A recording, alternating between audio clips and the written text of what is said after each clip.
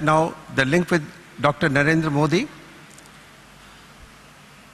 On behalf of all present here, on behalf of the city of Indore, the management fraternity of Indore, members of IMA, and the participants here, I would like to welcome our keynote address speaker, CEO of Gujarat, Shri Narendra Modi ji.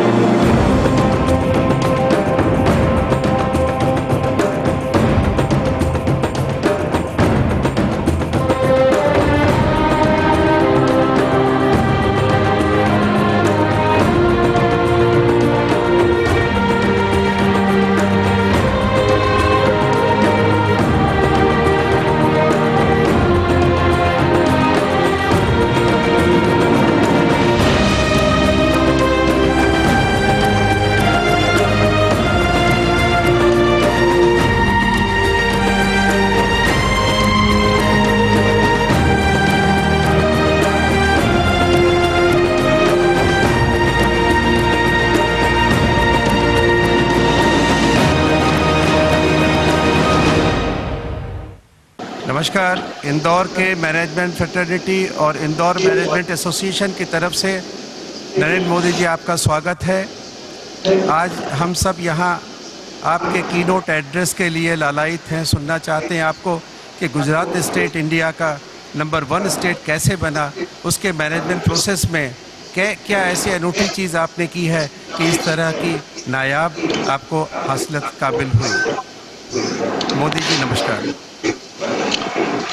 नमस्कार। Indore management association के अध्यक्ष श्रीमान महेश जी, मेरे मित्र और हमारे गुजरात की शान श्री श्याम पित्रोड़ा जी, Tata group से पधारे हुए श्रीमान रविकांत जी, इंदौर के सभी वरिष्ठ महानुभाव, मैं सबसे पहले आपकी क्षमा मांगता हूं। मुझे आप लोगों के बीच आकर के आप सबको सुनना चाहिए, आप सबसे कुछ सीखना चाहिए, लेकिन कुछ स्वास्थ्य के कारणों से मुझे इंदौर आना संभव नहीं हुआ, लेकिन आधुनिक विज्ञान का उपयोग करते हुए मैंने अपना वादा निभाने का प्रयास किया है। लेकिन उसके बावजूद भी मैं मानता हूं कि मेरा वहां न होना, न आना अविवेक है। आप सब मुझे क्षमा करेंगे। मैं आज इंदौर मैनेजमेंट एसोसिएशन के मित्रों को बहुत बहुत अभिनंदन करना चाहता हूं। पिछले 10 साल की उनकी गतिविधि में मैनेजमेंट एसोसिएशन के क्षेत्र में उन्होंने अपनी एक जगह बनाई है, और आज जिन 2 महानुभावों को अवार्ड देने के लिए उन्होंने चुना है, आमतौर पर लीडर कहते ही आम आदमी के दिमाग में राजनेता का चित्र उभर करके आता है। उस मानसिकता से बदलाव ला करके समाज के लिए कुछ कंट्रीब्यूट करने वाले, परंपराओं से हट करके कंट्रीब्यूट करने वाले, तत्कालीन लाभ के बजाय लंबे समय की सोच के साथ कंट्रीब्यूट करने वाले महाशयों को चुनने का आपका प्रयास, और उसमें भी मेरे लिए गर्व की बात है कि जब रतन टाटा जी और श्याम पित्रोड़ा जी की पसंद होती हो, दोनों का मूल गुजरात का हो, तब मेरा आनंद जरा अधिक बढ़ जाता है।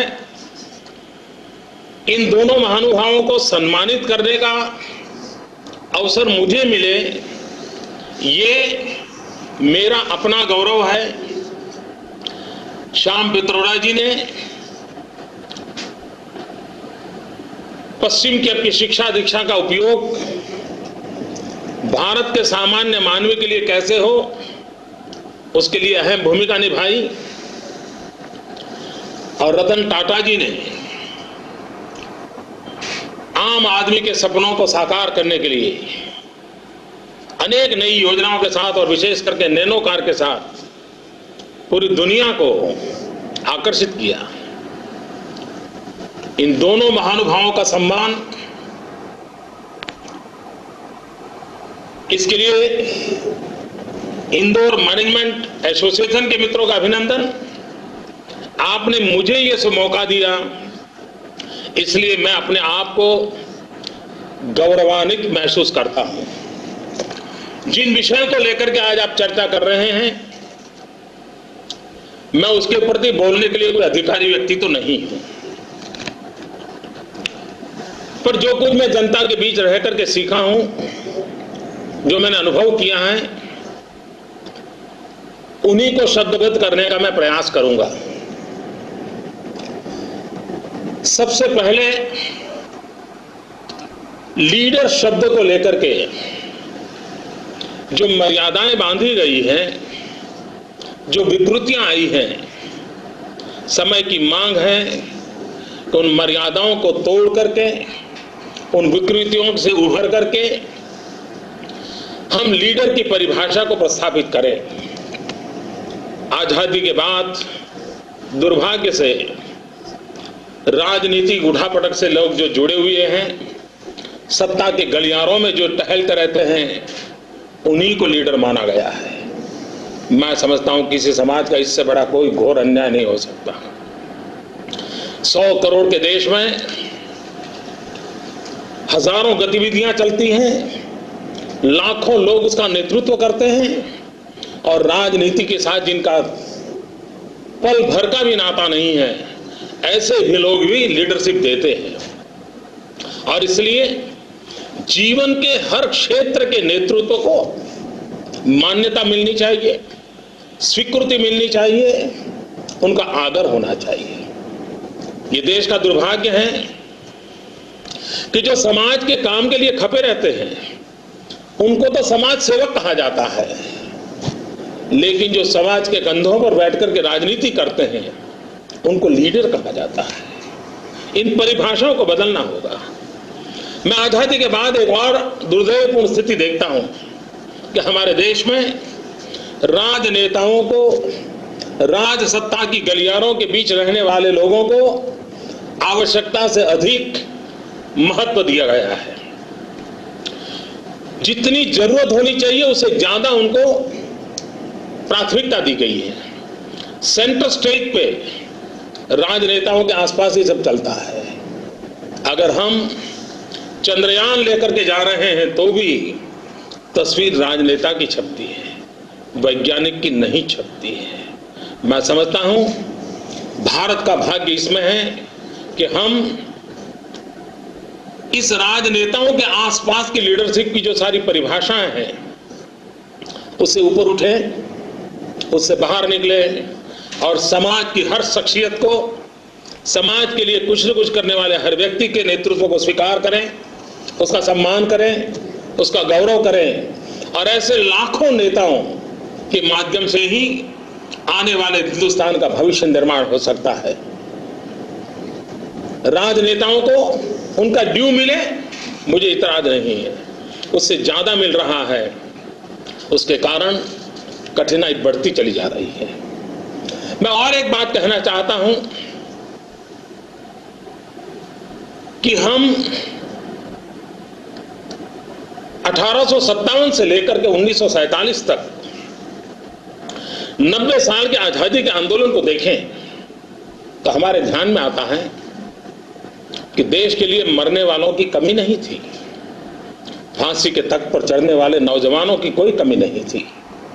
एक के बाद एक नौजवान वंदे मातरम कहते कहते, हाथ में तिरंगा लेते लेते फांसी के तख्त पर चढ़ने के लिए कतार लगाकर खड़े थे। भगत सिंह, सुखदेव, राजगुरु, वीर सावरकर, न जाने कितने नाम है। किसी के बलिदान में कोई कमी नहीं थी। आजादी के आंदोलन को चलाने के लिए, आजादी की प्राप्ति के लिए, मातृभूमि के लिए बलिदान देने वाले ये महापुरुषों की शक्ति, उनकी शख्सियत, उनकी त्याग, उनकी तपस्या की कोई कमी नहीं थी। लेकिन उसके बावजूद भी आजादी के आंदोलन के साथ हम गांधी को क्यों जोड़ते हैं? अगर ये हम समझ लेंगे तो मुझे लगता है कि देश को आने वाले समय में किस दिशा में ले जाना चाहिए उसका रास्ता हमें नजर आ जाएगा। आजादी का आंदोलन में कई लोग खप गए थे, लेकिन महात्मा गांधी ने आजादी के आंदोलन को जन आंदोलन बनाया था। एक आदमी सफाई का काम करता है तो भी उसको लगता था कि मैं देश की आजादी के लिए काम करता हूं। कोई चरखा काटता था अपने घर के अंदर, वो बुढ़िया भी कहती थी कि मैं आजादी के लिए काम कर रहा हूं। कोई रक्तपीत के दर्दी के लिए काम करता था तो उसको भी लगता था कि मैं आजादी के लिए काम कर रहा हूं। और यही तो सबसे बड़ा कंट्रीब्यूशन महात्मा गांधी था कि उन्होंने उस समय के देश के करोड़ों नागरिकों को अपने जीवन व्यवहार के साथ कुछ न कुछ करते करते, खादी पहनो आप आजादी के सिपाही हो, आप सफाई का काम करो आप आजादी के सिपाही हो, आप अनपढ़ लोगों को पढ़ाने का काम करो आप आजादी के सिपाही हो। ये जो मास मूवमेंट में, एक जन आंदोलन में आजादी की इस भावना को महात्मा गांधी ने कन्वर्ट किया था, जिसने देश को आजादी दिला दी थी। मैं मानता हूं आजाद हिंदुस्तान को उस नेतृत्व की आवश्यकता है जो नेतृत्व स्वराज्य जिस प्रकार से जन आंदोलन में बना, सुराज्य भी जन आंदोलन से आना चाहिए। सुराज्य के लिए जन आंदोलन खड़ा होना चाहिए। विकास ये जन चेतना का अंग होना चाहिए। दुर्भाग्य से आजादी के बाद स्थिति ये बनी है कि हर 5 साल के बाद चुनाव होते हैं, आम आदमी वोट डालता है और वोट डालने के बाद उसको लगता है कि जिसको उसने चुन करके भेजा है उसको 5 साल का कॉन्ट्रैक्ट दे दिया है, वो हमारी समस्याओं का समाधान करेगा, और अगर नहीं करेगा तो 5 साल के बाद हिसाब मांगेंगे। मैं समझता हूं ये लोकशाही की पूरी भावना उस स्पिरिट को नहीं पकड़ पाए। सरकारें चुनना ये कॉन्ट्रैक्ट सिस्टम नहीं है। विकास से जन भागीदारी होनी चाहिए, विकास से जन आंदोलन होना चाहिए। और जब तक विकास को हम जन आंदोलन नहीं बनाएंगे, देश के 100 करोड़ नागरिक को कुछ भी करें, वो ट्रेन में टिकट लेकर के बैठता है तो भी उसको लगना चाहिए कि मैं टिकट इसलिए खरीद रहा हूं कि मैं हिंदुस्तान के विकास का यात्री हूं। वो अपने घर का कूड़ा कचरा रास्ते पर नहीं डालता है तो भी उसको विश्वास होना चाहिए कि मैं भारत के विकास के अंदर अपना हिस्सा बटोर रहा हूं। कोई विद्यार्थी अच्छी पढ़ाई करता है तो भी उसको लगना चाहिए कि मैं पढ़ रहा हूं क्योंकि मुझे मेरे देश के विकास के अंदर हिस्सेदार बनना है। ये जब तक हम जन चेतना नहीं प्रगटाएंगे, जब तक जन आंदोलन खड़ा नहीं करेंगे, हम स्थितियों को नहीं बदल पाएंगे। और इसलिए नेतृत्व की सबसे बड़ी कसौटी यह है कि विकास को हम जन आंदोलन बनाएं। हम सब मिलकर के, समाज के सभी क्षेत्रों के लोग, आजादी के इतने साल के बाद पीने का अगर शुद्ध पानी न मिलता हो, आजादी के इतने साल के बाद सगर्भा माता मौत के घाट उतार दी जाती हो, आजादी के इतने साल के बाद नया जन्म लेने वाला बच्चा मरता हो, आजादी के इतने साल के बाद भी 4 पीढ़ी जिंदा और किसी ने स्कूल का दरवाजा तक न देखा हो, तो मित्र ये पीड़ा में से हमें देश को बाहर लाना होगा। और ये सरकारों से माध्यम से करने की जो परंपराएं खड़ी हुई है उसको बदलना होगा। मैं भाइयों बहनों गुजरात के कुछ एक्सपीरियंस आपसे शेयर करूं, ऐसे इंदौर मैनेजमेंट एसोसिएशन के मित्रों की अपेक्षा है। मित्रों, मैं गुजरात के एक्सपीरियंस आपके साथ शेयर कर रहा हूं, इसका मतलब ये नहीं है ये सारी सिद्धियां कोई नरेंद्र मोदी नाम के व्यक्ति की है। अगर मैं गुजरात की को तारीफ करता हूं तो गलती मत सोचना कि नरेंद्र मोदी नाम के किसी व्यक्ति के तजुर्बे से सब हुआ है। जी नहीं, गुजरात ने जो कुछ भी किया है गुजरात की जनशक्ति के भरोसे से हुआ है। गुजरात आज जहां भी पहुंचा है विकास को एक जन आंदोलन बनाने के कारण पहुंचा है। हर व्यक्ति के हृदय में इस भाव प्रगटाने का प्रयास हुआ है, आओ हम सब मिलकर के गुजरात को आगे बढ़ाएं। और ये सबके प्रयासों के कारण सबके पुरुषार्थ के कारण, सबके एक लक्ष्य के कारण, एक दिशा के कारण, अविरत विकास का यज्ञ जताने के कारण संभव हुआ है। मित्रों, हिंदुस्तान में कोई सरकार ऐसे नहीं होती है कि जो अच्छा काम न करना चाहती हो। हर कोई अच्छा करना चाहता है, पहले से ज्यादा अच्छा करना चाहता है, लेकिन भारत जैसा देश पहले से कुछ अच्छा इस अगर रिदम से चला तो हम स्थितियों को 200 साल तक बदल नहीं पाएंगे। हमने आउट ऑफ बॉक्स सोचना पड़ेगा, हमने फोकस एक्टिविटी करनी पड़ेगी, हमने रिस्क लेने पड़ेंगे। और सबसे बड़ा रिस्क ये है, अगर मैं सरकारों की बात करूं, आमतौर पर सरकारें बनती हैं नए चुनाव जीतने के लिए। ये परंपराएं तोड़नी होगी। सरकार चुनाव जीतने के लिए नहीं बनाई जाती, सरकार जन समस्याओं के समाधान के लिए बनाई जाती है। चुनाव जीतना और हारना वो तो बाय प्रोडक्ट होना चाहिए। लेकिन देश का दुर्भाग्य है कि आमतौर पर राजनीति का क्षेत्र ऐसा बन गया है। एक समय था हमारे देश में जब पॉपुलिस्ट मेजर का प्राथमिकता रहती थी, लोक रंजक अर्थनीति ने जगह ले ली, वादे दिए जाते थे, धीरे धीरे लोक रंजक अर्थनीति आई और अब अपीजमेंट की अर्थनीति आई है। ये सारे विकास के दिशाएं नहीं है, ये गिरावट के क्षेत्र है। आज नहीं तो कल हिंदुस्तान का आम आदमी ये जो गलतियों को देखेगा तब भावी पीढ़ी हमें माफ नहीं करेगी।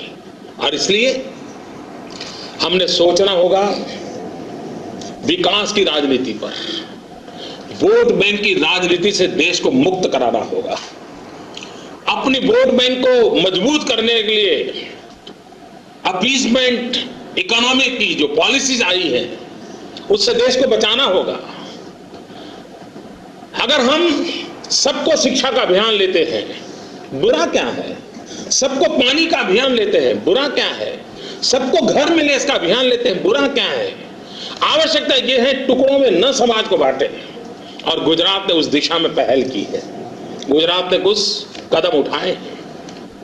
मित्रों, हम गलीपति से राष्ट्रपति तक सबसे ये सुनते आए हैं, जस्टिस डिले जस्टिस डिनाई।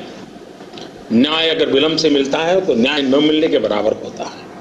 ये हम सुनते आए हैं। यहाँ पर जुडिशरी के साथ जुड़े हुए वकील मित्र भी बैठे होंगे। क्या इसका समाधान नहीं खोजना चाहिए? हम सब अपनी पीड़ा ही व्यक्त करते रहेंगे? मित्रों, गुजरात ने एक इनिशिएटिव लिया। हिंदुस्तान के अंदर पहली बार गुजरात ने 3 ऐसे इनिशिएटिव लिए जिसका क्या परिणाम आया है मैं आपके ध्यान में लाना चाहता हूं। हिंदुस्तान में सबसे पहले गुजरात ने इवनिंग कोर्ट का प्रारंभ किया। वही इंफ्रास्ट्रक्चर, गरीब देश है, उस कोर्ट का शाम को 5 बजे के बाद अगर कोई उपयोग ही नहीं होता है तो इतनी बड़ी इमारतें क्या करेगी? हमने इवनिंग कोर्ट की परंपरा शुरू की, 100 से ज्यादा इवनिंग कोर्ट शुरू की। मैंने कोर्ट के जुडिशरी के मित्रों को प्रार्थना की, क्या हम वैकेशन कम कर सकते हैं? मैंने 10 दिन वैकेशन कम करने के लिए प्रार्थना की थी, 7 दिन वैकेशन कम किया। मैंने जुडिशरी के मित्रों को प्रार्थना की थी कि आप कोर्ट का समय अगर 11 बजे है, क्या हम 10:30 बजे कोर्ट शुरू कर सकते हैं? आधा घंटा समय बढ़ा दिया। मित्रों, 3 प्रयास, इवनिंग कोर्ट, वैकेशन कम करना और समय कोर्ट का बढ़ाना, उसका नतीजा ये हुआ कि 2002-03 के अंदर गुजरात में कोर्ट कचहरी के केसेस की पेंडेंसी थी 45 लाख और नए जुड़ गए करीब 1 करोड़ से ज्यादा, करीब 1.5 करोड़ केसेस हमारे सामने थे। मित्रों, ये 3 इनिशिएटिव का परिणाम ये है कि आज मेरे गुजरात में पेंडेंसी 1.5 करोड़ के सामने सिर्फ 18 लाख की है। और भाइयों बहनों, मैं विश्वास से कहता हूं कि 2010 में मेरा सपना है कि गुजरात के अंदर एक भी केस 2010 के बाद जिस वर्ष घटना घटेगी उसी वर्ष वो पावर पर आएगी। 0 पेंडेंसी का आजादी के बाद पहली बार हिंदुस्तान में कोई काम करने की संभावना हमने खड़ी की। अगर हमने 2 जजेज बनाए, 2 कोर्ट बनाई, इंफ्रास्ट्रक्चर बनाए, इसी लहजे से चलते तो नहीं होता। आउट ऑफ बॉक्स सोचा, स्थितियां बदल गई। मित्रों, हम दुनिया के अंदर ह्यूमन डेवलपमेंट इंडेक्स की चर्चा होती है। हिंदुस्तान 127वें नंबर पर खड़ा है। भारत जैसा 100 करोड़ का देश 21वीं सदी में नेतृत्व करने की जिस देश की चर्चा हो, वो मानव सूचकांक के अंदर 127 नंबर पर खड़ा हो, उससे बड़ी दुर्भाग्य की क्या बात है। और उसके में एक कारण प्रमुख है, infant mortality rate, IMR MMR। मित्रों, हर कोई चिंता व्यक्त करता है कि आउट ऑफ बॉक्स सोच सकते हैं। गुजरात ने एक चिरंजीवी स्कीम को लागू किया। आज WHO तक ने डेवलपिंग कंट्रीज के लिए इस चिरंजीवी योजना के लिए लोगों को रेकमेंड किया है। WHO के देशों के कई देश आकर के गुजरात में स्टडी करते हैं। हिंदुस्तान के भी कई राज्य कर रहे हैं। ये पब्लिक प्राइवेट पार्टनरशिप का एक अच्छा मॉडल है, जिसमें हमने प्राइवेट डॉक्टरों के साथ MOU किया और गरीब से गरीब भी माता की भी इंस्टीट्यूशनल डिलीवरी हो, उसकी जान बचाने के लिए प्रयास हो। मित्रों, जहां पर 20% इंस्टीट्यूशनल डिलीवरी नहीं होती थी, चिरंजीवी योजना के कारण आज 90% तक इंस्टीट्यूशनल डिलीवरी में हम पहुंचे हैं। हजारों माताओं की जिंदगी बचा ली है, हजारों बच्चों को जिंदगी बचा ली है। एक स्कीम ने 4 साल के भीतर भीतर मिरेकल किया है और अभी अभी एशिया इनोवेटिव अवार्ड भी मिला इसके कारण गुजरात को। मित्रों, इस स्कीम के अंतर्गत कोई भी गरीब माँ, सगर्भा माँ, जिस डॉक्टर के साथ हमारा MOU है, वहां जाकर के अगर अपनी प्रसूति कराती है तो उसका पेमेंट सरकार देती है। उसको अस्पताल जाने तक का ट्रांसपोर्टेशन का खर्च हम देते हैं। उसके पति को अस्पताल में सेवा के लिए 3 दिन रहना पड़े तो उसको 200 रुपया देते हैं। वो माँ अस्पताल में रहती है, उसको 200 रुपया देते हैं। मित्रों, ये खर्च का सही उपयोग हुआ और आया उसका परिणाम हुआ है। और मित्रों, 108 की सेवा के कारण आज 7 मिनट के भीतर भीतर गांव के दूर सुदूर भी कोई प्रेग्नेंट माता है तो उसको अस्पताल पहुंचाने का व्यवस्था हम कर पाते हैं। मित्रों, अगर हम स्थितियों को परंपराओं से बाहर हट करके नई चीजों को बदलाव के लेकर करते हैं तो हम स्थितियां बदल सकते हैं। मित्रों, हमारे देश के अंदर इलेक्ट्रिसिटी कंपनियां घाटे में चल रही हैं और एक बार तो भारत के प्रधानमंत्री ने लाल किले पर से बड़ी चिंता व्यक्त की थी कि हिंदुस्तान की इलेक्ट्रिसिटी कंपनियों को क्या हो गया है। लाखों करोड़ रुपयों का कर्ज और ऊर्जा के क्षेत्र में सारे देश को लेकर संकट का माहौल। बड़े बड़े शहरों में भी जनरेटर के बिना जिंदगी नहीं चलती है। मित्रों, गुजरात में भी Gujarat electricity company yearly 2,500 crore रुपए का घाटा करती थी, 2,500 करोड़ रुपीस। मित्रों, हमने कोई टैरिफ नहीं बढ़ाया, हमने विकास की काम को रोका नहीं, लेकिन आज मैं गर्व के साथ कहता हूं कि गुजरात इलेक्ट्रिसिटी कंपनी है जो 2,500 करोड़ ईयरली घाटा करती थी, आज ईयरली 400 करोड़ रुपए का मुनाफा करती है और उसने अपनी सर्विस को सुधार किया। अगर आउट ऑफ बॉक्स चीजों को सोचा जाए, मित्रों, स्थितियों को बदली जा सकती है। मुझे याद है जब मैं नया मुख्यमंत्री बना था तो लोग मुझे आकर के क्या कह रहे थे, अभी तो मेरा शपथ लेना बाकी था, लेकिन जब पता चल गया कि मुख्यमंत्री के नाते मुझे कार्य देखना है तो मित्र, पत्रकार, साथी, जो समाज के नागरिक जो मिलने आते थे, शुभकामनाएं देते थे, कान में कह देते थे कि मोदी जी कम से कम शाम को भोजन के समय बिजली मिले, इतना करो। गुजरात में शाम को भोजन के समय बिजली नहीं मिलती थी। मित्रों, आज गुजरात हिंदुस्तान का वो राज्य है जहां हर गांव को 24 घंटे 3 फेज अनइंटरप्टेड पावर मिलता है। उतनी ही बिजली कोई रातों रात नहीं पैदा नहीं हुई, लेकिन हमने व्यवस्थाएं बदली। मित्रों, हम कभी कहते हैं कि सरकार में ब्यूरोक्रेसी काम नहीं करती है।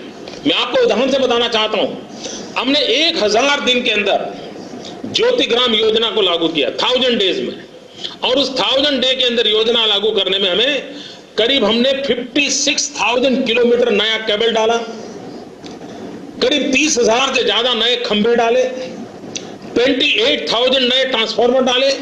वही मुलाजिम, वही कर्मचारी, वही स्टाफ, वही फाइलें, वही व्यवस्थाएं, 1000 दिन के अंदर इतना बड़ा काम किया और गुजरात के अंदर हर गांव को 24 घंटे बिजली देने में हम सफल हो गए।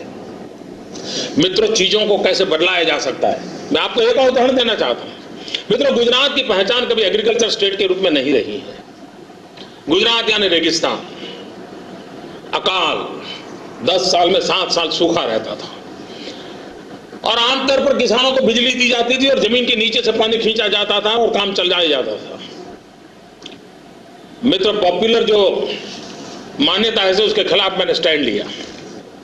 मैं किसानों के बीच गया, मैंने किसानों को समझाया कि किसान की समस्या का समाधान बिजली नहीं है, किसान की समस्या का समाधान पानी है। क्यों ना हम पानी पर जोर दें, क्यों ना हम बिजली से मुक्ति पाएं। मित्रों, विरोध हुआ, नाराजियां हुई, कठिनाइयां आई, लेकिन रास्ता सही था, हम अटके नहीं। और परिणाम ये आया कि हमने rain water harvesting, water management की दिशा में एक बहुत बड़ा अभियान चलाया। 3 लाख से अधिक वाटर बॉडीज बनाए, वर्षा का एक एक बूंद रोकने की कोशिश की। पूरे हिंदुस्तान में भारत सरकार कहती है कि वाटर टेबल नीचे गए हैं, अकेला गुजरात ऐसा है कि जहां वाटर टेबल ऊपर आए। मित्रों, रेन वाटर हार्वेस्टिंग का अभियान जन आंदोलन खड़ा किया, जनता के माध्यम से किया। सरकार निमित्त मात्र बनी रही, लोगों ने इस काम को उठा लिया। अभी जब अकाल की नौबत देख रहे थे, हमने 20 दिन के अंदर 2.5 लाख बोरी बांध बनाए। प्लास्टिक के खाली थैले के अंदर, फर्टिलाइजर के खाली थैले में मिट्टी पत्थर भर के जहां पानी रोक सकते थे रोकने की कोशिश की, और करीब 1.5 लाख हेक्टेयर धरती पर सूखा आने से बचा लिया। और इसका परिणाम क्या हुआ? मित्रों, हिंदुस्तान में एग्रीकल्चर सेक्टर में प्रगति के लिए 4% एग्रीकल्चर ग्रोथ के लिए हिंदुस्तान की सब सरकारें लक्ष्य लगाकर काम कर रही है। 4% एग्रीकल्चर ग्रोथ। और इस देश का दुर्भाग्य है मेरे भाइयों बहनों, अब तक हम 3% तक नहीं पहुंच पाए। 2.7% ज्यादा से ज्यादा पहुंच करके अटक जाते हैं। भाइयों बहनों, गुजरात अकेला राज्य है जिसने एग्रीकल्चर ग्रोथ 9.6% किया है। और एक साल में नहीं, लगातार पिछले 7 साल का रिकॉर्ड है। और अभी अमेरिका की इंस्टीट्यूशंस ने इसको मान्यता दी है। पूरे हिंदुस्तान में इसकी चर्चा है एग्रीकल्चर इकोनॉमी को जानने वाले लोगों के बीच में। मित्रों, गुजरात जैसा राज्य जो खेती के क्षेत्र में जिसका नामो निशान नहीं था, जो राज्य कभी एग्रीकल्चर स्टेट के रूप में माना नहीं जाता था, वो राज्य rain water harvesting, water management, agriculture में रिवॉल्यूशन के माध्यम से आज सेकंड ग्रीन रिवॉल्यूशन का नेतृत्व कर सकता है। मित्रों, स्थितियों को बदला जा सकता है। अगर देश 2.7 पे अटक गया है, गुजरात 9.6% क्रॉस कर गया है। मित्रों, कृषि क्षेत्र में भी ये बदलाव लाया जा सकता है। मित्रों, मेरे यहाँ कॉटन की खेती होती है। महाराष्ट्र में कॉटन ग्रोवर को आत्महत्या करनी पड़ रही है, आंध्र में कॉटन ग्रोवर को आत्महत्या करनी पड़ रही है। गुजरात के अंदर एक जमाना था जब 23 लाख बेल्स, 23 लाख गांठ कॉटन होता था 2002, 3, 4 के अंदर। आज मित्रों 1 करोड़ 23 लाख गांठ कॉटन पैदा होता है। और चीन के बाजार में गुजरात कॉटन नाम से एक ब्रांडेड कॉटन आज चीन के बाजार में उसकी बिक्री होती है। मित्रों, ये सब संभव है। और इसलिए मैं कहना चाहता हूं कि हम चीजों को परंपराओं से बाहर सोच करके, आज यही सरकारी व्यवस्थाएं, यही कानून, यही नियम, यही हमारे मुलाजिम, उनके ताकत के भरोसे हम दुनिया को बदल सकते हैं। मित्रों, शिक्षा एक बहुत बड़ा महत्वपूर्ण क्षेत्र है। क्या शिक्षा में हम बदलाव नहीं ला सकते? मित्रों, गुजरात के अंदर मैंने गर्ल चाइल्ड एजुकेशन का एक बड़ा अभियान चलाया। मेरा राज्य इतना प्रगतिशाली राज्य मानता था, लेकिन मेरे यहाँ काफी बड़ा ट्राइबल बेल्ट है, काफी बड़ा समुद्री किनारे का पट्टा है। उस बेल्ट के अंदर गरीबी है, अशिक्षा है। गुजरात जैसे राज्य को मित्रों के कलंक से हमें मुक्त कराना था। हमने जन आंदोलन खड़ा किया, प्राथमिक शिक्षा का जन आंदोलन खड़ा किया। 13, 14, 15 जून जबकि टेम्परेचर 44 डिग्री होता है, मेरी पूरी सरकार गांव में जाती है। मुख्यमंत्री भी गांव में जाकर रहता है और घर घर जाकर के बच्चों को स्कूल ले जाता है। मित्रों, आज 100% एनरोलमेंट होता है। और जहां मेरा ड्रॉप आउट 40% तक था, आज वो ड्रॉप आउट 2.5% तक आ गया है। और मैं विश्वास से कहता हूं 2010 के अंदर गुजरात ड्रॉप आउट 0 पर लेके आ जाएगा। मित्रों, छोटी छोटी चीजों पर अगर हम ध्यान दें तो कैसा बदलाव आता है। मित्रों, गुजरात की एक छवि मीडिया के माध्यम से ये बनी है कि हम औद्योगिक विकास में ही लगे रहते हैं। मित्रों, कभी कभी ये छवि बनाने वालों का खेल चलता रहता है, लेकिन रियलिटी ये है कि गुजरात ने कृषि क्षेत्र में, गुजरात ने ग्रामीण विकास में, गुजरात ने टेक्नोलॉजी में, मित्रों आज हम Gujarat state wide area network जो हमारा है, ऑप्टिकल फाइबर नेटवर्क जो हमने बनाया, आज दुनिया में हमने दूसरे नंबर पर खड़े हैं। और कल ही मैंने एक साइबर स्नेह मिलन का कार्यक्रम किया दिवाली के बाद, और पूरे गुजरात के 18,000 गांवों में एक साथ वीडियो कॉन्फ्रेंस के साथ 1 करोड़ से अधिक नागरिकों के साथ सीधी बात करने का मुझे सौभाग्य मिला। हमने टेक्नोलॉजी का इतना नेटवर्क नीचे तक फैलाया है, सीधी सीधी बात हम आमने सामने कर सकते हैं। मैं 5 सितंबर को स्कूल के बच्चों के साथ बात करता हूं। करीब 1.5 करोड़ बच्चों के साथ एक साथ टेक्नोलॉजी के माध्यम से उपयोग करता हूं। मित्रों, हम आज आधुनिक विज्ञान का उपयोग कितना कर सकते हैं? गुजरात ने इस काम को करके दिखाया है और उसका परिणाम मिलता है। हम इस सारी कम्युनिकेशन टेक्नोलॉजी का उपयोग जन शिक्षा के लिए, जन भागीदारी के लिए, जनता जनार्दन के प्रोत्साहन के लिए करें तो जनता की ताकत इतनी होती है, सरकारों को कहीं पीछे छोड़ करके जनता बहुत आगे निकल जा सकती है। उन पर भरोसा रख करके काम करने की आवश्यकता होती है और जन भागीदारी ही सबसे बड़ा एसेंस है जो स्थितियों को बदल सकता है।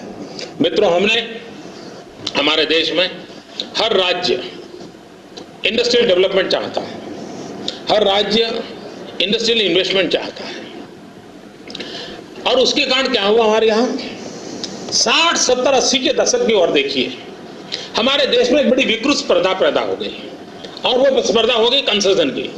एक स्टेट कहता था आप आइए हम ये कंसेशन देंगे, दूसरा स्टेट कहता अच्छा वो ही देते हैं हम इतना ज्यादा देंगे। मित्रों, एक प्रकार से नए कंसेशन की स्पर्धा चली और उद्योग जगत के लोग भी इस इंतजार में रहते थे कि कहां ज्यादा कंसेशन मिलता है। मित्रों, गुजरात में आकर के हमने 2001 के बाद सारे कंसेशन खत्म कर दिए। No charity. हमने कहा कि हम आपको इंडस्ट्रियल फ्रेंडली एनवायरनमेंट देंगे, हम इंडस्ट्रियल डेवलपमेंट के लिए प्रॉपर पॉलिसी देंगे, हम पॉलिसी ड्रिवन स्टेट के रूप में काम करेंगे, हम जीरो मैंडेट लेबर प्रॉब्लम से मुक्ति दिलाएंगे। ये सारे प्रयासों का परिणाम ये हुआ कि आज औद्योगिक क्षेत्र के विकास के अंदर गुजरात कभी हिंदुस्तान में नंबर 1, एक भ्रम है कि गुजरात पहले से नंबर 1 था, गुजरात कभी नंबर 1 पर नहीं था। मित्रों, आज इंडस्ट्रियल डेवलपमेंट के अंदर, इंडस्ट्रियल इन्वेस्टमेंट के क्षेत्र में गुजरात आज नंबर 1 पर खड़ा है और उसमें भी हमने तरीका बदला। पहले क्या था, सरकारें उद्योग जगत के पीछे दौड़ती रहती थी, इन्वेस्टमेंट के लिए प्रयास करती थी, कोई इन्वेस्टर आता था तो उसके पीछे लगी रहती थी। मैंने सारी परंपरा हमारे यहाँ बंद कर दी। हम 2009, 2011, 2007, 2003 एक ग्लोबल इन्वेस्टर समिट करते हैं, दुनिया भर को लोगों को बुलाते हैं, गुजरात की क्या शक्ति हैं, क्या कमियां हैं, क्या विशेषता हैं, उसका एक बार उनको निदर्शन करते हैं और लोगों को कहते हैं कि फील गुजरात और आप आइए, और वो एमओयू करते हैं। एमओयू करने के बाद पहले समय यह था कि इंडस्ट्रियलिस्टों को सरकार के पीछे घूमना पड़ता था। एमओयू करने के बाद सरकार इंडस्ट्रियलिस्ट के पीछे जाती है। एक बार एमओयू किया तो मैं एक ऑफिसर को अपॉइंट करता हूं, उसको कहता हूं अच्छा देखो भाई ये एमओयू है, ये कैसे रियलाइज नहीं हुआ। उसके कारण सरकार की जिम्मेवारी बढ़ाता हूं, सरकारी कर्मचारियों के जिम्मे अकाउंटेबिलिटी बढ़ाता हूं और उसका परिणाम ये है कि स्थितियां बदलती हैं। मित्रों, आज नैनो कार की चर्चा गुजरात के साथ जुड़ गई है। 45 मिनट के अंदर निर्णय होता होगा। कारण क्या होगा मित्रों? इसलिए नहीं होता है किसी व्यक्ति के बीम पर सरकारें चलती हैं, वो इसलिए सर चलता होता है कि पॉलिसी ड्रिवन स्टेट है, और जब पॉलिसी ड्रिवन स्टेट होता है तो छोटा सा कर्मचारी भी हिम्मत के साथ निर्णय कर पाता है, फाइल पर अपने नोट लिख सकता है और डिसीजन प्रक्रिया तेज चलती है। मित्रों, नैनो से तो सब लोग परिचित है और रविकांत जी वहां हैं तो वो विस्तार से बताएंगे भी, लेकिन मैं एक और घटना बताना चाहता हूं। मेरे यहाँ बड़ौदा में एक बॉम्बार्डियर कंपनी का कारखाना लगा है। आपको जानकर के आनंद होगा मित्रों कि उस कंपनी जब हमारे पास पहली मुलाकात हुई, इस हफ्ते के अंदर उनको जमीन दे दी। जमीन देने के बाद 13 महीने में फैक्ट्री का काम पूरा हो गया। 13 महीने में फैक्ट्री का उद्घाटन हुआ और 19 महीने में पहली उनकी प्रोडक्ट बाहर आई। आप लोग यहाँ बैठे हुए, आपको अपना खुद का फ्लैट बनाना है, 20-25 लाख रुपए की लागत से रहने के लिए एक फ्लैट बनाना है, तो भी 3 साल के पहले काम पूरा नहीं होता है। मित्रों, 19 महीने के अंदर ये कारखाना कमीशन हो गया और वहां से हिंदुस्तान की पहली इन हाउस बनी हुई मेट्रो ट्रेन का निर्माण हुआ और जो मेट्रो ट्रेन हम दिल्ली को डिलीवरी दे रहे हैं। आप कल्पना कर सकते हो 19 महीने के अंदर जमीन से लेकर के मेट्रो ट्रेन बनाने तक का काम पूरा हो जाए, यानी कितनी स्पीड से निर्णय हो सकते हैं। और निर्णय तब होते हैं कि जब पॉलिसी ड्रिवन व्यवस्थाएं होती हैं, और गुजरात ने पॉलिसी ड्रिवन व्यवस्थाओं को विकसित करने का प्रयास किया है और उसका नतीजा ये परिणाम है। मित्रों, अनेक क्षेत्र ऐसे हैं कि जहां गुजरात ने बहुत प्रगति की है। मैं अधिक समय आपका लेना नहीं चाहता हूं, कई विषयों पर मैं गुजरात के अनुभव आपके साथ शेयर कर सकता हूं। मैं फिर एक बार उन दोनों महानुभावों का अभिनंदन करता हूं जिनको लीडरशिप के लिए अवार्ड के लिए चुना गया है, और विशेष रूप से राजनीति से बाहर आकर के योग्य लोगों को चुनने के लिए मैं इंदौर मैनेजमेंट एसोसिएशन को बहुत बहुत बधाई देता हूं। आवश्यकता यह है समाज के हर क्षेत्र के नेताओं को खोजें, नेताओं को बढ़ावा दें, समाज के हर क्षेत्र के नेतृत्व की ताकत का भरोसा होना चाहिए, तभी तो देश आगे बढ़ सकता है। फिर एक बार भाइयों बहनों, मैं इंदौर मैनेजमेंट एसोसिएशन मित्रों का बहुत बहुत आभार व्यक्त करता हूं। भाई महेश शर्मा जी का बहुत आभारी हूं और फिर एक बार आपकी क्षमा चाहता हूं कि मैं खुद वहां नहीं आ पाया हूं, मुझे संकोच हो रहा है, लेकिन फिर भी आपने मुझे वीडियो कॉन्फ्रेंस के माध्यम से भी आप सबसे बात करने का अवसर दिया, इसलिए मैं आपका आभारी हूं। इंदौर के मित्रों के साथ गुजरात का लगाव बहुत सीधा साधा है, खान पान वगैरह सब दृष्टि से हम इंदौर के लोग एक प्रकार की ही जिंदगी जीते हैं। तो भाइयों बहनों, इंदौर का ये लगाव हमेशा हमेशा मुझे नई ताकत देता है। फिर एक बार आप सबका बहुत बहुत धन्यवाद। वंदे मातरम।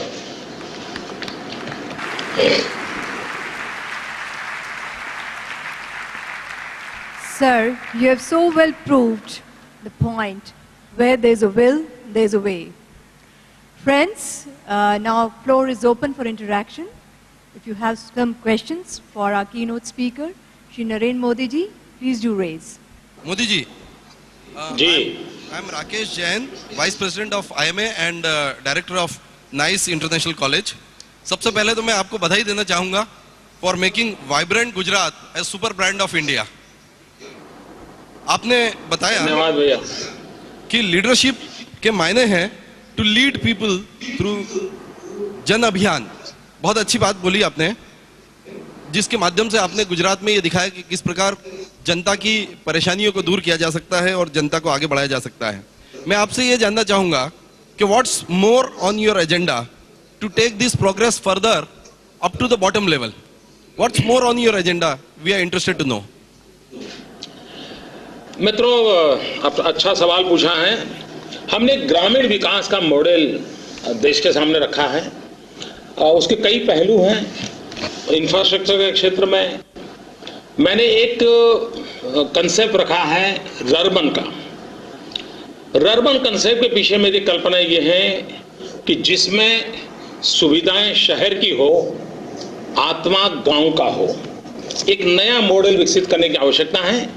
सारी सुविधाएं शहर की मिलनी चाहिए गांव को भी, और गांव का जो आत्मा है, हमारी पुरानी परंपराएं हैं, अपनापन का भाव है, बना रहे। तो उस दिशा में इन दिनों हम काम कर रहे हैं। 3 और मैंने इनिशिएटिव लिए हैं जिसकी ओर मैं आपका ध्यान देना आकर्षित करना चाहता हूं। हमने एक देश में पहली बार और दुनिया में पहली बार फॉरेंसिक साइंस यूनिवर्सिटी को जन्म दिया है। ये फॉरेंसिक साइंस यूनिवर्सिटी, मित्रों देखिए, दुनिया के अंदर कानून और व्यवस्था ने नया रूप लिया है। साइबर क्राइम बढ़ते जा रहे हैं, इकोनॉमिक ऑफेंस बढ़ते चले जा रहे हैं, और आने वाले दिनों में जस्टिस के लिए टेक्नोलॉजी का रोल बहुत बढ़ने वाला है। और ऐसे समय फॉरेंसिक साइंस का महत्व बढ़ने वाला है। गुजरात दुनिया का पहला राज्य है कि जिसने फॉरेंसिक साइंस यूनिवर्सिटी शुरू की है।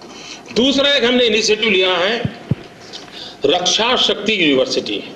मित्रों, आज हमारे देश की स्थिति ये है कि एक नौजवान रोजगार के लिए सुबह शाम अप्लाई करता रहता है। कहीं प्यून की जगह मिल जाए तो वहां अप्लाई करता है, कहीं ड्राइवर की जगह मिल जाए तो वहां अप्लाई करता है, कहीं किसी प्राइवेट कंपनी में काम मिल जाए तो वहां करता है, कहीं पर चौकीदार का काम मिले और कहीं पुलिस की भर्ती होती है तो वहां पे अप्लाई कर देता है। और अगर शारीरिक रचना ठीक है तो वो पुलिस वाला बन जाता है, और 2-4 महीने की ट्रेनिंग के बाद उसके हाथ में बंदूक पकड़ा दी जाती है।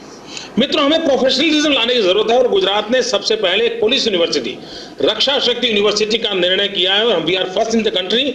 और इस रक्षा शक्ति यूनिवर्सिटी में रक्षा के क्षेत्र में ही ग्रेजुएशन होगा, कि जिसके कारण बच्चा जन्म के बाद, परिवार खुद एक यूनिवर्सिटी होती थी, और बच्चे का लालन पालन विकास परिवार में कोई दादा, नाना, नानी, काका, मामा, मामी सबके प्रयासों से एक बच्चे का विकास होता था। समय चलते परिवार छोटे होते गए, पति पत्नी दोनों नौकरी में चले गए, और बच्चे का भविष्य क्या एक अंधेरे के अंदर लटक रहा है। ऐसे समय समाज की आवश्यकता है कोई नई इंस्टीट्यूशन को जन्म दें, और उस में से हमने चिल्ड्रन यूनिवर्सिटी को जन्म दिया है। और ये चिल्ड्रन यूनिवर्सिटी बालक का विकास कैसे हो, उसको खाना कैसा मिलना चाहिए, उसके कपड़े कैसे होने चाहिए, उसको संगीत, गीत, खिलौने क्या होने चाहिए, उस पर रिसर्च का काम करते हैं। समाज व्यवस्था में उसको कैसे लाया जाए। आज अगर आप 100 बच्चों को खिलौनों की दुकान में ले जाएंगे और उनको कहोगे बेटे खिलौना पसंद करो, मैं विश्वास से कहता हूं 100 में से 80 बच्चे वो होंगे वो खिलौनों में से बंदूक या पिस्तौल उठाएंगे। अगर ये मानसिकता बनी तो देश के भविष्य का क्या होगा। उन चीजों को लेकर के हम एक चिल्ड्रन यूनिवर्सिटी की ओर आगे बढ़ रहे हैं। उसी प्रकार से गुजरात का 1600 किलोमीटर का समुद्री किनारा है। मित्रों, गुजरात का समुद्री किनारा किसी एक जमाने में लोगों को बोझ लगता था, लोग छोड़ छोड़ करके मुंबई सूरत चले गए थे। मित्रों, आज मैं गुजरात के समुद्री किनारों को हिंदुस्तान की समृद्धि का प्रवेश द्वार बनाने जा रहा हूं और हम समुद्र किनारे का विकास, हमारे पोर्ट डेवलपमेंट और पोर्ट लेड डेवलपमेंट, उसका पूरा एक नेटवर्क हमारा आगे बढ़ रहा है। मैं समझता हूं देश के विकास के अंदर बहुत बड़ी भूमिका उसकी रहेगी। तो शिक्षा का क्षेत्र हो, ग्रामीण विकास हो, अर्बन डेवलपमेंट का विकास हो, उन सारे क्षेत्रों को लेकर के हम नए आयामों की ओर आगे बढ़ रहे हैं।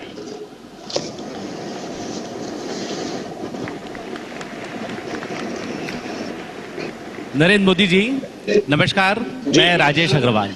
We are all convinced with whatever you have done on policy-driven management. I would like to ask, what has been the cause why you could not take people all along or convince the nation on Godhra issue? मैं समझता हूं कि आम आदमी को वो समस्या नहीं है। एक वेस्टेड इंटरेस्ट ग्रुप है जो अपनी राजनीति करने के लिए दिन रात चलाता रहता है। आप CNN IBN नाम की एक चैनल है, उसको देखते होंगे तो उसमें हफ्ते में 10 बार मोदी को गाली देने का कार्यक्रम आता है। लेकिन उसी CNN IBN ने अभी सबसे सुरक्षित नागरिक वाला राज्य कौन सा, तो गुजरात का अवार्ड दिया। तो ये इसी से आप जान सकते हो। और मैं मानता हूं कि ये भ्रम चलता रहेगा जब तक वोट बैंक की राजनीति चलती रहेगी। और आपको भी मैं यही कहना चाहूंगा कि इंदौर से गोधरा दूर नहीं है। आप जरूर गोधरा आइए, गोधरा में अपना कोई व्यापार धंधा कीजिए और आप आज जितना सुख प्राप्त करते हैं उससे ज्यादा सुख प्राप्त करके जाएंगे, ये मैं आपको विश्वास दिलाता। Good afternoon, sir. I am Chinmay Khale from Prudential Education. I am a CA student. Sir, as a student, I would like to ask, first of all, I was very impressed by your speech, the way you said how things can be changed. I would like to ask, as a student, how can we contribute personally or as a group to the national growth? बहुत ही अच्छा सवाल आपने पूछा है। सारे देश में यही भाव पैदा होना चाहिए कि हम देश के लिए क्या कर सकते हैं। एक अच्छे विद्यार्थी के नाते अगर मैं सफल रहता हूं तो मैं देश की संपत्ति का सही उपयोग करता हूं। मैं पढ़ता इसलिए नहीं हूं कि मेरे पिताजी ने फीस दी है, मैं पढ़ता इसलिए हूं कि गरीब आदमी के पेट से पैसे निकाल करके बजट खर्च किया गया है, इसलिए मैं पढ़ रहा हूं। तो मेरी पढ़ाई में मेरा ध्यान हो, एक अच्छे विद्यार्थी के रूप में उभर करके निकलना और पूर्ण रूप से मैं एक होनहार स्टूडेंट बन के रहूं, ये भी अपने आप में देश की सेवा है। और मुझे विश्वास है कि आप CA के स्टूडेंट के रूप में, एक होनहार स्टूडेंट के रूप में आगे आते होंगे। मैंने व्यक्तिगत रूप से एक काम शुरू किया है और वो भी शायद देश में पहली बार मैंने शुरू किया है, चीफ मिनिस्टर फेलोशिप। और मैं चीफ मिनिस्टर फेलोशिप में देश और दुनिया के होनहार हमारे भारतीय लोगों को इनवाइट करता हूं और उनको मैं कहता हूं कि आप पढ़ लिख करके 1 करोड़, 1.5 करोड़, 2 करोड़ रुपए के पैकेज वाली नौकरी तो जरूर प्राप्त करोगे, लेकिन 1 साल देश के लिए देना चाहिए। और मैं उनको सरकारी व्यवस्था में निमंत्रण देता हूं, आप आइए, सरकार को समझिए, आम आदमी की समस्याओं को समझिए, निर्णय प्रक्रियाओं को समझें और आपके पास जो तरुणाई है, एक जोश है, जुस्सा है, नॉलेज है, इसको इस चैनल में ला करके जोड़िए और 1 साल का ये त्याग तपस्या आपके जीवन को भी बहुत काम आएगी। मैंने 1 महीने पहले इस योजना को शुरू किया है, हजारों की तादाद में नौजवानों ने मेरा संपर्क किया है।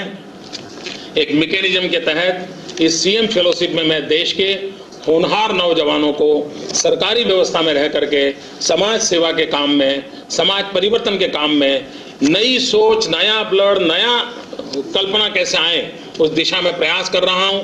मैं समझता हूं हम सब मिलकर के ऐसी छोटी छोटी चीजें करेंगे तो जरूर लाभ होगा।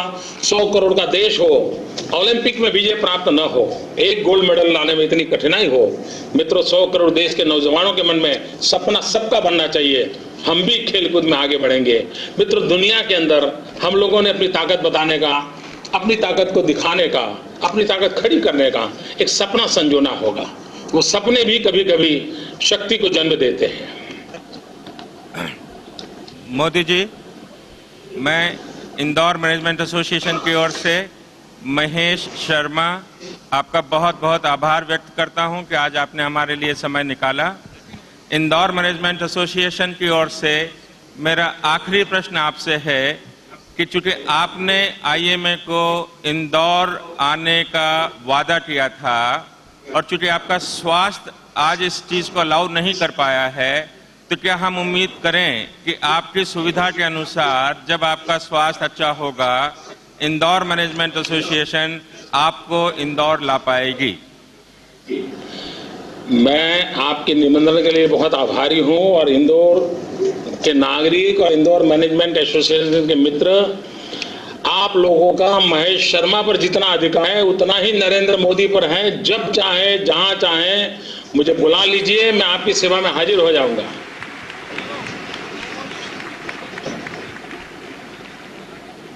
बहुत बहुत मैं धन्यवाद। बहुत बहुत आभारी हूं आप सबका। आपने मुझे फिर से मौका दिया आप लोगों के बीच आने का, लेकिन मैं जरूर वादा करता हूं, मैं शर्मिंदगी महसूस करता हूं क्योंकि मेरी उम्र नहीं है कि इस प्रकार से बीमारी कोई चीज मेरे साथ जुड़ जाए, लेकिन शायद ईश्वर की इच्छा ऐसी होगी कि मैं विश्रांति नहीं करता था तो शायद कंपलसरी आराम के लिए मुझे इसे पटक दिया।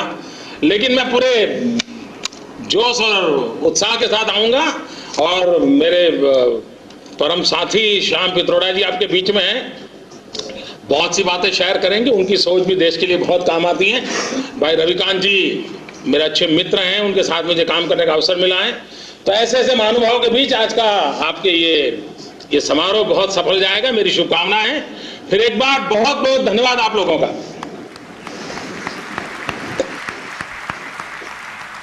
Thank you so much, Modi ji. Now that was quite refreshing. Thank you all.